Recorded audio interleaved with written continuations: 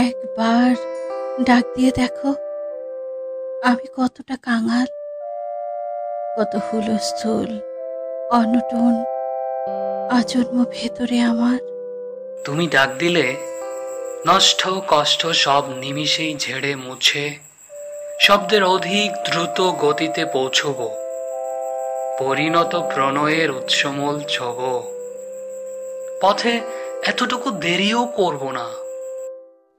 তুমি ডাক দিলে সীমাহীন খা খা নিয়ে মরুদ্যান হব। তুমি রাজি হলে যুগল আহ্লাদে এক মনোরম আশ্রম বানাবো। একবার আমন্ত্রণ পেলে সব কিছু ফেলে তোমার উদ্দেশ্যে দেব উজাড় ওড়াল।